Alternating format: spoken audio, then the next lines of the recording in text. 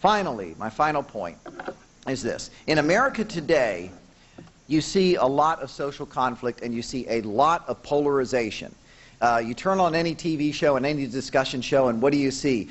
Everything is a matter of political conflict. What movie you go to is a matter of political conflict. You know, what school you go to. Everything is becoming highly politicized. Now, we understand that is the case because that's what big government does. If you have a government that can control everything, well, of course, everything is going to be a political matter. But it goes beyond that. It really is more cultural as well. In other words, whether you go to a movie that Sean Penn's in because he's an idiot and sucks up to dictators and things like that. Terrible. But here's where I think objectivism can add something. For people who are concerned about the polarization of the country and the sort of social conflict we have, not just in politics but in culture, think about this. Think about self-interest. What is self-interest? Self-interest means doing what you love in life, right? As long as you don't initiate the use of force against others, something that Ayn Rand said, of course, and guided by reason, because you can go ahead and try to do it without it, but it's not going to succeed very well. Well, think of what the world would be like if everybody did exactly that and called upon the best within them. Again, a very Randian notion. As I've said, many of you have heard me say, whether you're nurturing a child to maturity or a business to profitability, whether you're writing a song or a poem or a business plan, whether you're laying the bricks to a building or designing the building or arranging for the building's finances, imagine a world in which everyone does what they love, what gives them the most satisfaction, most pride, right? This would be a world in which we could all be enriched and entertained and educated and enlightened and inspired by our fellows.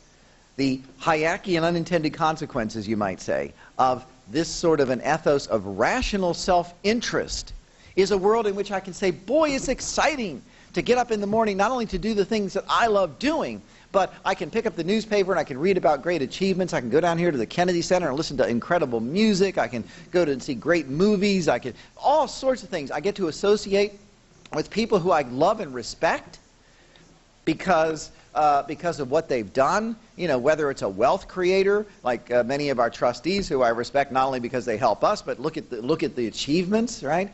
To be able to look at people who created new industries. Think of that kind of world. So what is our answer to a polarized country? It's a certain morality of rational, principled self-interest in which we all act in a certain way that helps us and incidentally helps others, which also helps us, because we want to live in a world in which we can admire people and we can gain from people and not say, well, gee, I'm glad the government isn't taking my money. Let's say we lived in a perfect libertarian society in which the government didn't take your money and your freedom. That would be great, but you know, there still would be a certain lack of satisfaction if you looked at your neighbors and said, yeah, but they're a bunch of lazy ne'er-do-wellers and you know, it's horrible. So I think this morality of rational self-interest as the answer to social polarization and social conflict is a very powerful theme and something that in the future objectivism can push, that we can have an appeal. I want to say one final thing. Objectivism, of course, over the 50 years that it's been around since the publication of Atlas Shrugged, has sadly been filled with schisms. It's been filled with breaks. There's been a lot of problems within the movement. I'm not telling anyone anything that they don't know. But I think it's time really to put that sort of thing behind us.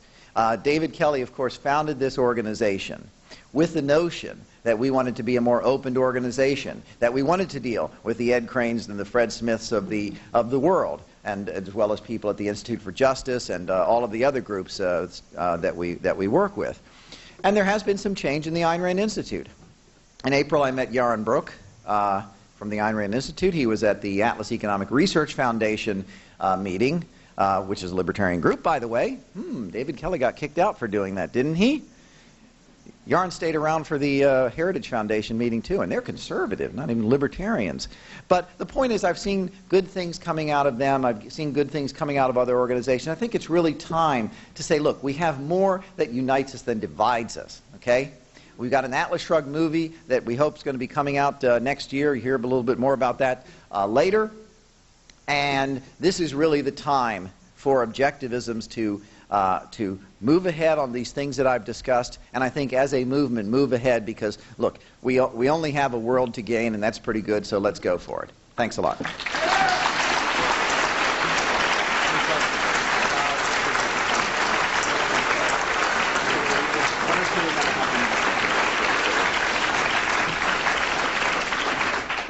It's an old line that a speaker uses to say, I'm the only thing standing between you and the reception. In this case, you are the only thing standing between you and the reception.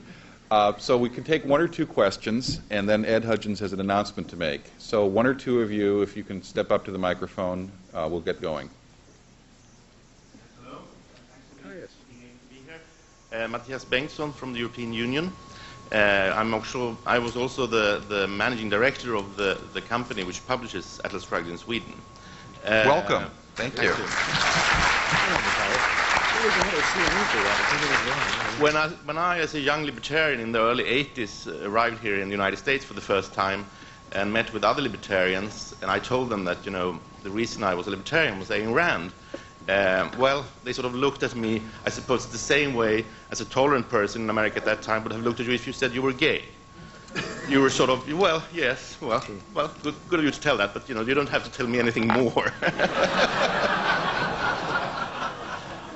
And I think that's different today, both for objectivists and gays in America. A lot of things have happened. Not that there's anything wrong with any of that. So my question is, has there been any attempt to quantify the number of people in the US who would actually identify basically with Ayn Rand's ideas? Has there been any attempt to do that? I suppose it would be very small numbers, but still, has there been any attempt to do it?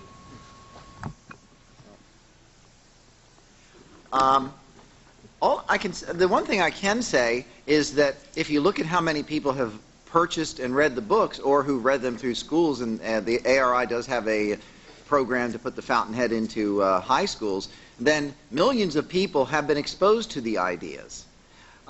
If you could see my cell phone, you can't see, but Ed Crane can see, could confirm what I'm saying here. I have a picture of a 4-foot by 6-foot poster of Atlas Shrugged. I took this at the local Barnes & Noble down in, I think it's Potomac Mills, Virginia. You go into bookstores and you see these big wall-sized posters of Atlas Shrugged. So while I don't have good numbers, I think you can look at how many copies of the books have either been sold over the last 50 years or that are being put in schools through various programs. That indicates a lot of people are being exposed. Again, most of it's anecdotal, but I mean, at other conferences we've had congressmen speaking, Paul Ryan, Ed Royce, among others, who are big fans of Ayn Rand. Not completely objectivist. I happen to know those two are both Catholics, but so the influence is there and it's growing, and I think that's why we have an opportunity in the future with the philosophy. And of course, I'm sure it's been mentioned at the conference, but the famous Library of Congress survey that said that Atlas was the second most influential book behind the Bible, which is kind of ironic, but that's an indication of influence. And by the way, if you go to Amazon.com, which does metrics on a day-to-day basis, you will find that today Atlas Shrugged is outselling many books that are considered bestsellers that have just been published. Yes? I have a question for Fred Singer.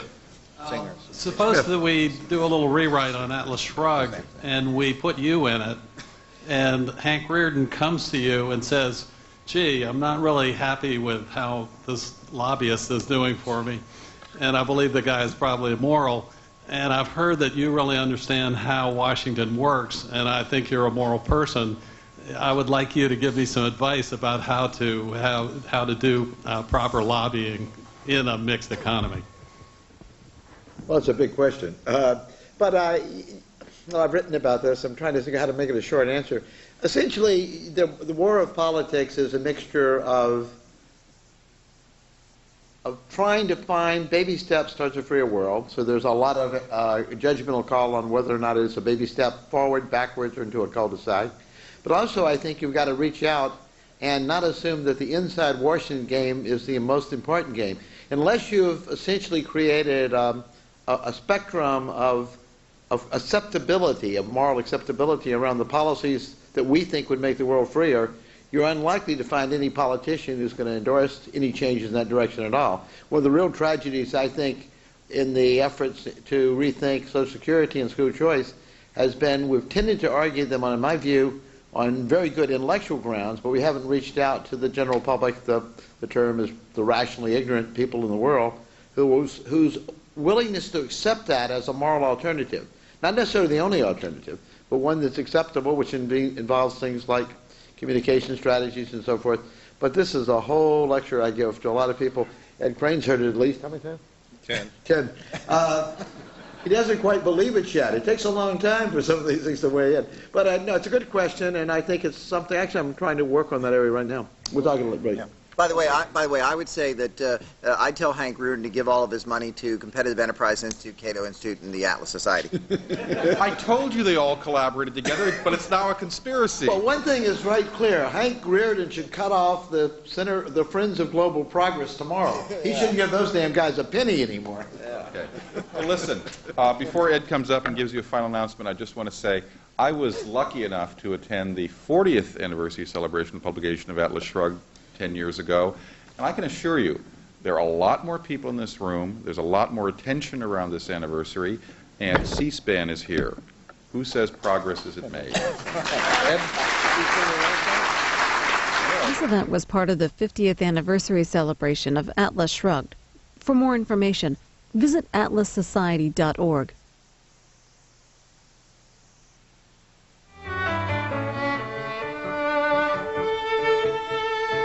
I enjoyed it